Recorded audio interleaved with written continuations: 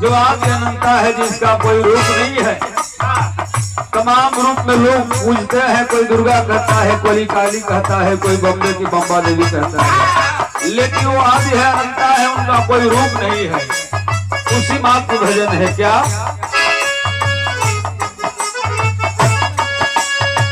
माई हो हमार का औकात बा, अम्बर का औकात बा कि ढोलक बजा ले, हानुल का औकात बा कि हारमोनिया बजा ले। इस सब तो हर कृपा बा, कैसे भक्त कई सारा बा।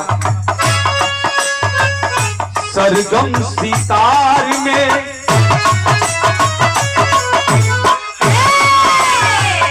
सरगम सितार में बसलू आवाज में, सरगम सितार में बसलू आवाज में, हरे भरोसे माई गाइला समाज में।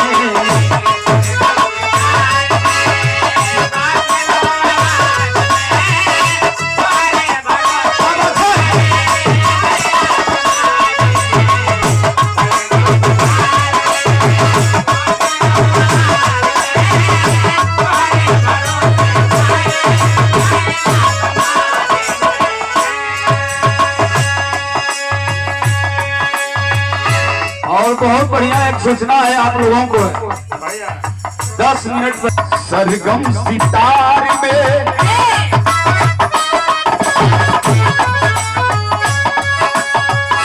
सरगम सितार में बसलू आवाज में, सरगम सितार में बसलू आवाज में, तोहरे भरोसे माई गाइला समाज में।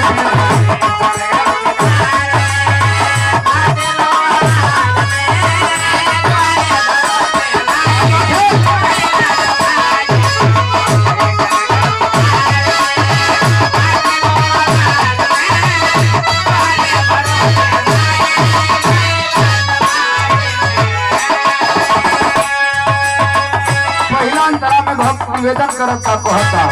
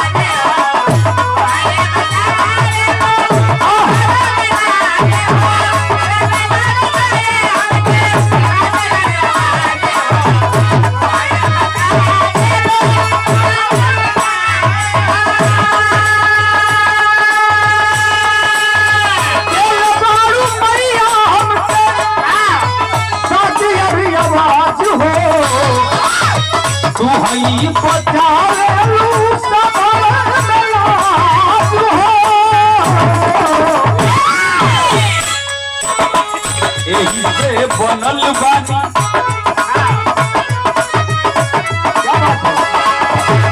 यही से बनल बानी सबकी विचार में, यही से बनल बानी सबकी विचार में, तोहरे भरोसे माई गाइला समाज में।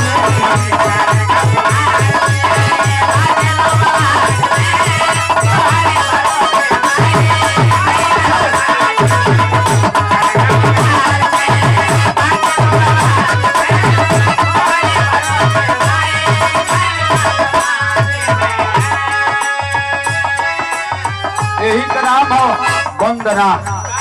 ये जल्दी वंदना हो, रात भर गावो दिन भर गावो। आखिरी लाइन में कहना है मास्टर क्या?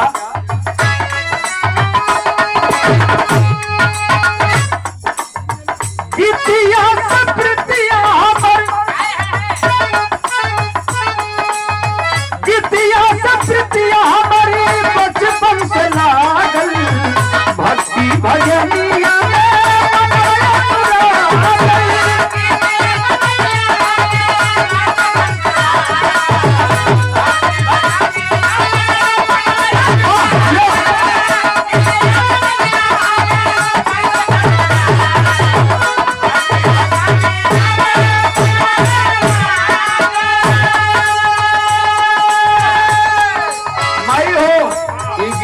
गीत का जौन हमारे पीड़ा बा ये बचपन से शरीर में बा, ये बचपन से माई हमारे शरीर में एगो अलगे भाव आ गई कि ना हमके गाने गावे के बिरहा गौला हमारे पिताजी राम सिंह यादव गावते हो, कोनो जरूरी ना रहे गवत रहना, लेकिन मन हमारे कहीं लगवे ना करे।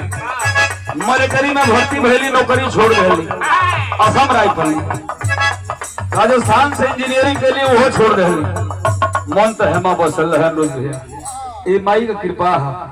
आए बाबू देखो बस इतने खुशी बा, रुपया पैसा तो रोज होते जाता है, मरी जाई चाहे कैसे 10 गो समाज में बाजी तो लोग कहे कि वो फलाना गायक रहे, ऐसे बढ़ के खुशी कोनो नहीं। क्या जा मास्टर झटके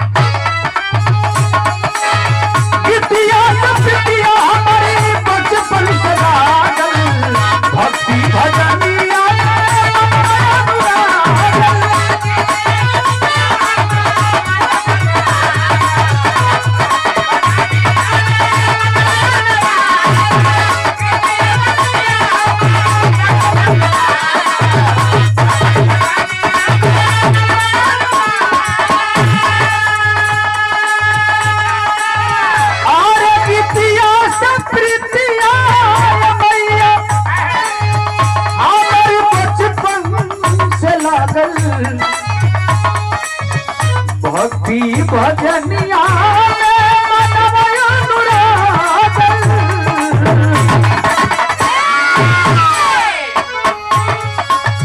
राम शिष्य के रखल बारू,